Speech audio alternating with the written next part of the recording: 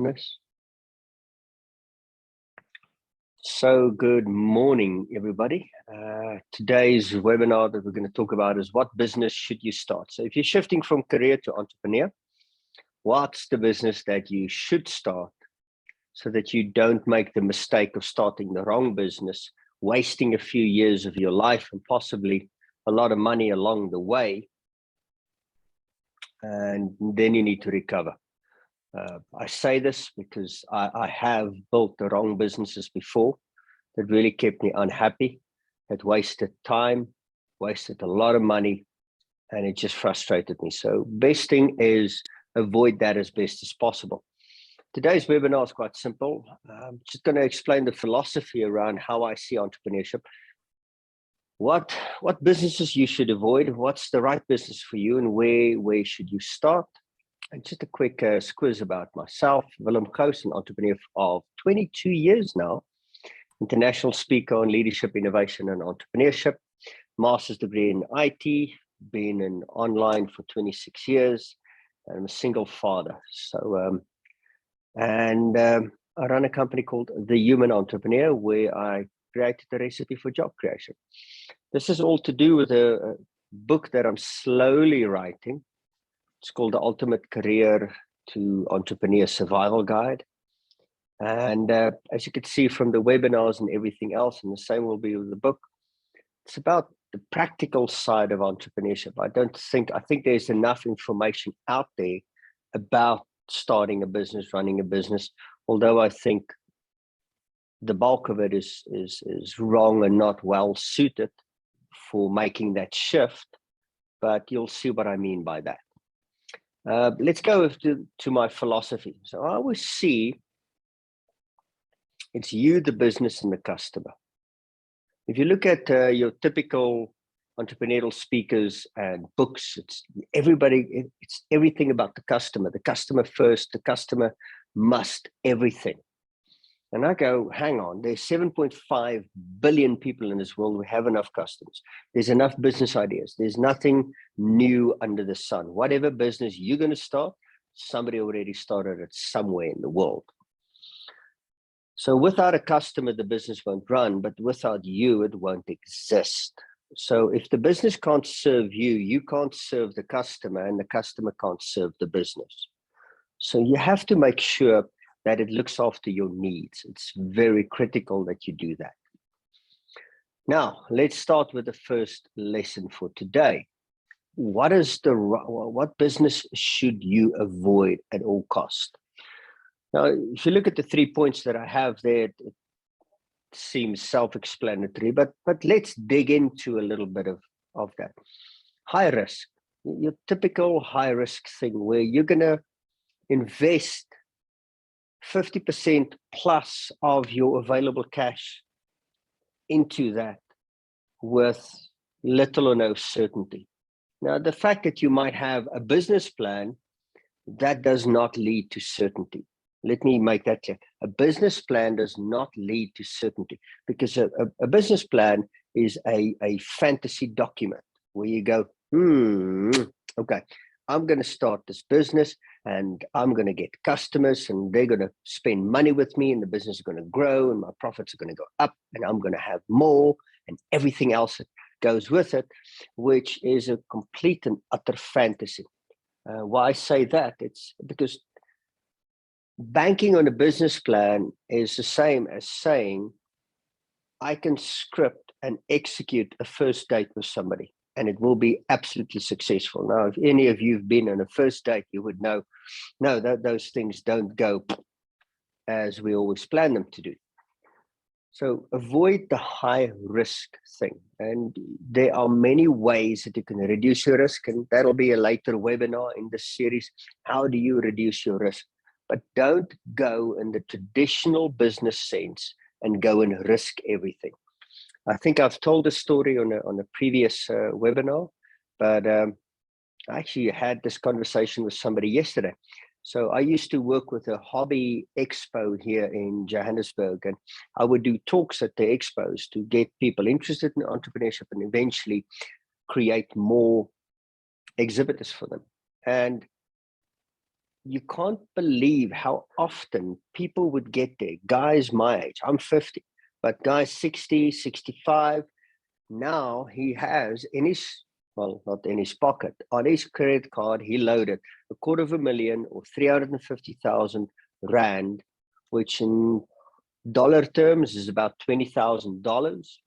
And he's going to buy a 3D printer now and start a business. And I asked him, do you have any customers? No. So why would you do this? Go get customers and then you buy the printer, get the orders first. So they would just risk unnecessarily to that. So don't do something like that. The fact that it's a good idea in your head doesn't mean it's a good idea in the customer's head. It needs funding. Again, that could be risky. Whatever, I've never applied for any type of funding for any of my businesses. I've funded it myself. Funding has a few things. Number one, you think simply having an idea, somebody should throw money at it. I always ask people, next time your friend around the braai or barbecue comes and says, yeah, I have this cool business idea, ask yourself, would you throw a couple of $100,000 at it? And chances are you're going to say no. And try to look with those same eyes at your own business. And I know it's bloody difficult, because we look at our own ideas from a perspective of perfection. But how can you start that with the least risk, with the least amount of money that you have to put in? See, when I work with unemployed youth and in squatter camps and places like that, helping them to start a business in 5 weeks, where they have customers making enough money to financially sustain themselves, I always ask them, you might have $1,000, but let's see, how can you start this business with $200? And if it fails, you can try again 4 times and try something else again, something else. So don't take yourself out when your business fails, because it will fail. It's inevitable. All businesses eventually come to an end of their value to customers. Look at the camera industry. That's one thing as well. Everything changes around that. So something new, and this is the biggest warning I have to sound. When people, I've seen people where they have been in banking their whole life, or they've been in an administrative post, and then they get an early retirement from work. Let's say they're 50, 55, and then they take all of that money and they open a restaurant. Have they ever worked in the restaurant? No, not even waited. Have they ever run a restaurant? No, never. So they go into something that they do not know. Now, earlier I shared with you my experiences and everything. Can I speak? Yes. Can I do online? Absolutely. Can I do manufacturing? Have manufacturing experience as well. I have a lot of experiences in that. Should I start a financial services company? I wouldn't. If I did, please ignore me, because I would suck at it, because I have no understanding of realization of it. It's like a childless person starting a daycare. They have no idea what's going to go on about it. Okay. Will it be possible for some people? Absolutely. But the thing is, you don't understand the market. You don't understand the nuances. You don't understand the language. You don't understand the pitfalls, and you don't understand the opportunities. If you've been in a career for a very long time, you have the knowledge of that in that industry. But when you go into something new, there's a learning curve in that. And that brings me to what businesses might be best suited for you. And that brings me to my last point. If you've been in an industry for 10 years or 15 years, chances are the best opportunity for you is to start something within that industry, because you know it well, you know the market, you know the nuances, you know the languages, you know the pitfalls, and you know the opportunities. Now, some of you might go, but Willem, I'm quitting my job to get out of that. Okay, cool. But this is not an event.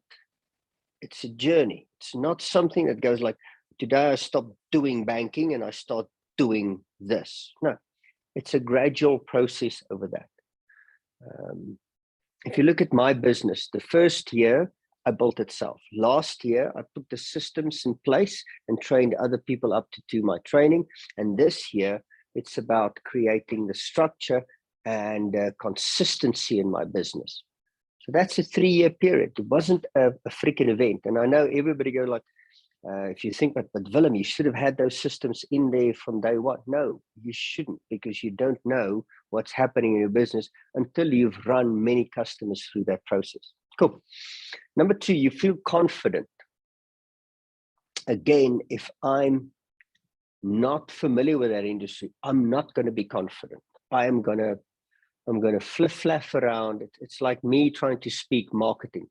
I've dealt with many marketing agencies. I can do it well, but when I open my mouth, everybody goes like, oh, we don't understand you. Then another person next to me speaks marketing, and they go like, wow, that's a brilliant idea. And I said, but that's what I said. And that leads to a confidence issue, because I'm not a big fan of fake it till you make it. There's a lot of misunderstanding about that, and I'll unpack that in a later webinar.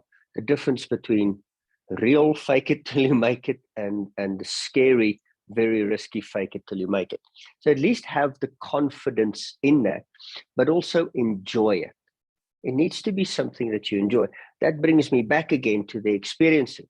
Yes, chances are you're going to start the first business that you have will be in the same industry that you are now, and that's fine.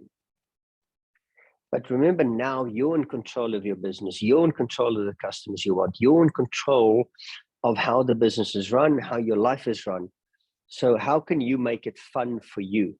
Always ask yourself, so this is what I hate at my job.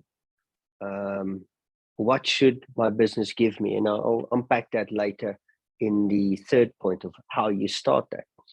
But do enjoy it, and please don't fall for the trap that I should enjoy everything the whole day. I should just have, it's like a kid at the movies who was playing with his friends 8 hours a day. No, the more you enjoy, the more fulfillment you get from it, the more suck you will experience. And there'll always be a balance between suck and joy. Think about the yin and the yang. There's always balance. So the more enjoyment and fulfillment you get out of it, the equal amount of challenge and suck will come with it. So don't sell yourself a fart thinking, oh yes, everything will always just be fun. No, maybe 10% will be, amazing fun, but 90% of that day would be sucky things. Okay, go for low risk. How can you execute this without investing any money, as little as amount of time, and how quickly can you see if it makes it work or not? And I'm talking about, how can I see if this business is worth my while and can work and can sustain me? And how can I check that out in 30 to 60 days? If you're going to go, yeah, I'll give it 3 years. If you're 50, you don't have 3 years. If you're 60, you definitely don't have 3 years to do these things. And the fact that most people tell you it takes 3 years for a business to become profitable. I've built businesses that were profitable from day one. Okay, that's just a measure. Is my business on the level that I wanted now after 3 years? No, that will take a 5-year journey. But did I make money from day one? Absolutely. Did I have profits from day one? Absolutely. And I'm still running at a low risk business. I'm avoiding employing people, and I'm working with other business owners out there that can complement my business. And then the first one, what is the best way to start? And that puts you in control again. That brings me back again. It's your business. How do you make it fun? And it's you have to go and sit and ask yourself, in my current environment, even if you have a current business, in my career, what do I hate? And what would fix that? What would make that into a positive? And make sure you build that into your business. But the best way to start your business is start with one product and one service.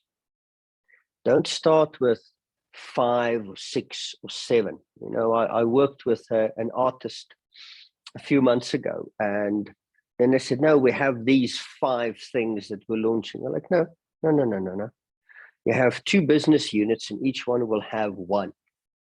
Because once we unpacked the amount of effort that it takes to push one product, it just takes a lot of time. Always tell people, think about YouTube. People think it's so quick and easy to create a YouTube video, but it's actually 14 steps. You have to plan what you're going to talk about, write the loose script, practice the script, shoot the video, edit the video, create the thumbnail, create text that goes with the video, create social media posts that go with it, post it, publish it, follow up on comments and everything else. Now, if you have 5 of these things running, you have 5 times 14 and you will burn out. And it can help you to focus and quickly see if something works or doesn't work, and then you kill it again, okay? Next thing, customers.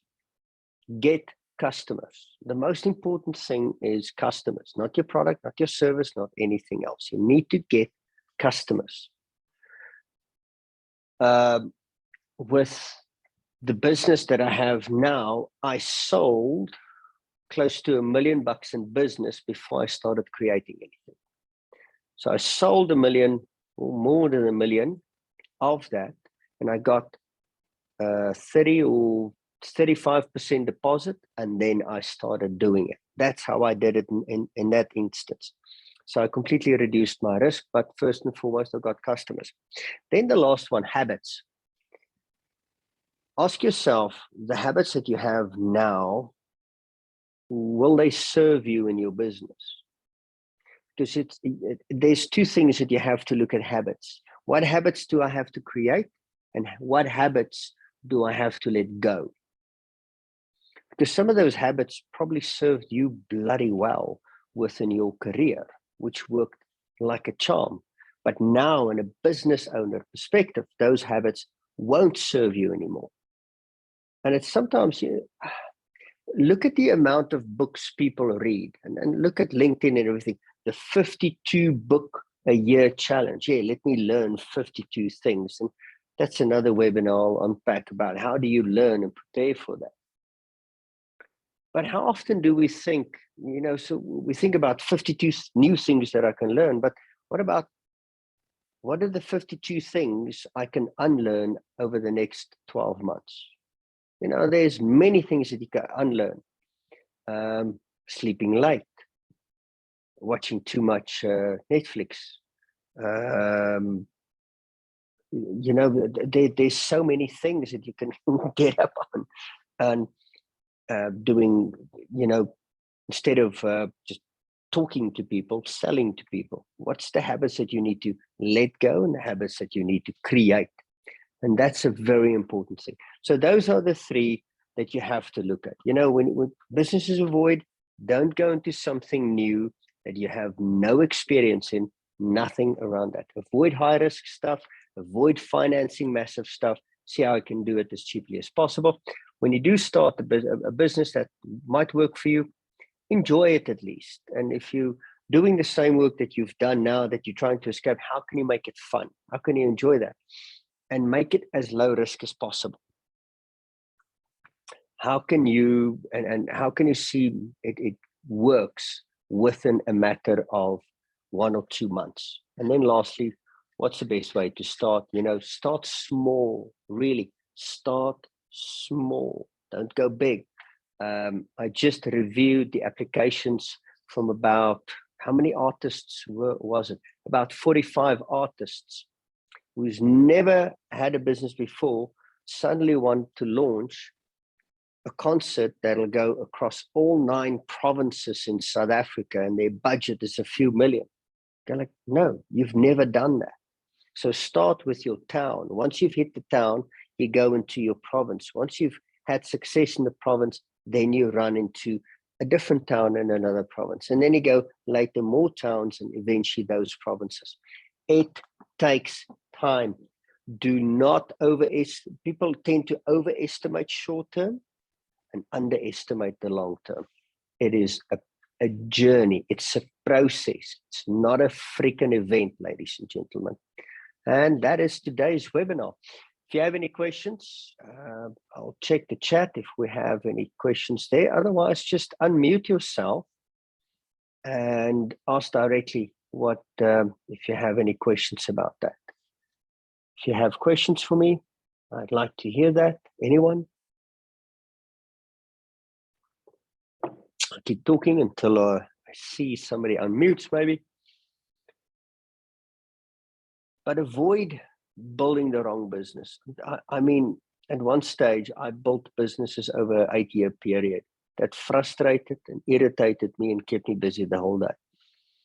And I lost the equivalent of a second-hand Aston Martin, the monetary equivalent of a second-hand Aston Martin over that period of time. Thus, I could have just at the beginning of the 8 years, go out, buy that car, take it out in the street and just set it alight. That's what I could have done. And that's the hurt. I lost 8 years of productivity. I lost a few million on that because I was focused on the wrong business, giving me the wrong results and the wrong experience as well. Cool. If nobody has a question, I think then we can bring this webinar to an end. Yes, I see there's a question. No question, just saying thank you. Cool. I see Andrew has one. In the chat, yeah. Yeah. When is the right time to start your business? And I'm definitely going to do a webinar about this that we can unpack. Andrew, there's never the best time to start your business. The best time to start your business is now. But there's also a worse time. So it sounds like I'm being incongruent. The best time is now, but also when is that best time? So if you're in a career and you're going to go, don't resign in December thinking you're going to hit the ground running in January. Most South Africans are only back at work at the 15th, the second or third week in January. Okay. Don't resign in January, start in Feb. Feb is a short month. Okay. And then you start getting into March, people start shutting down for March, and then April is even worse for business than it is for December. And South Africa has its first full working month in May. Welcome to doing business. That's why our economy is absolutely where it is, and I won't use a swear word for that.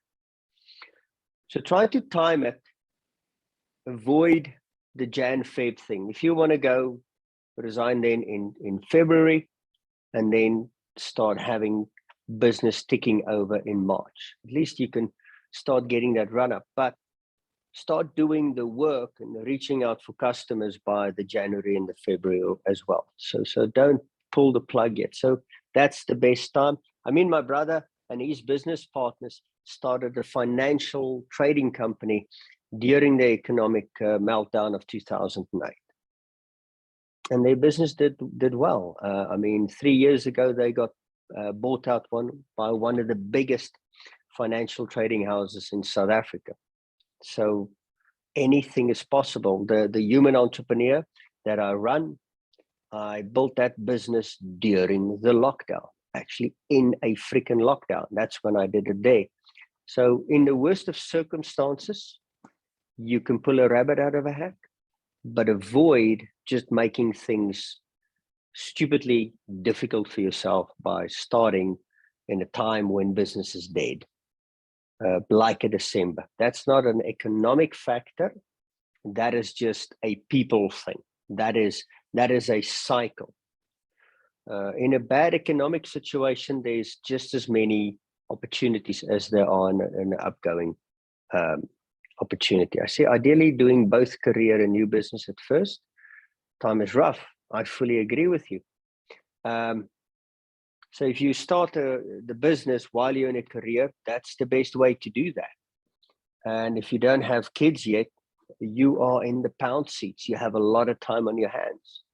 As a single dad, I can definitely tell you that I'm not doing a lot of business, a couple of 100,000, possibly a few million, because I'm holding back to spend time with my son. That said, to make it easier to understand, you don't really have to commit so much. If I ask you to do 2 hours a day, 7 days a week for your business, if you do that 7 days a week, 365, that is the equivalent of 92 8-hour working days. 92 8-hour working days. That's 3 months in a year that you work on your business. So I'm sure you can cut Netflix by an hour a day. You wake up 1 hour earlier and you watch 1 hour less TV every day. One of my mentors is in the, 2 hours seems reasonable. And over that period of time, it's 92 hours. And one of my mentors, she's from the broadcasting industry. And a few years ago, I was meeting her in her office, and she said, latest results or research show that the average South African adult watches 5.5 hours of television a day. 5.5. I mean, what do you do with your life? If you look at the 2 hours now, they're spending more than 200 days a year watching 200 working days watching television. What else can you achieve with your life? So again, that ties in with what I said earlier. It's people underestimate the long term and overestimate the short term. It's when you consistently do that 2 hours and it's just getting that momentum. Ladies and gentlemen, there's no more questions. I must thank you for your time and appreciate this. Connect with me on LinkedIn. If you want to leave a testimonial or anything about the work that I do and the value that you got out of this or recommendation, please go ahead and do so. Thank you very much. Thank you.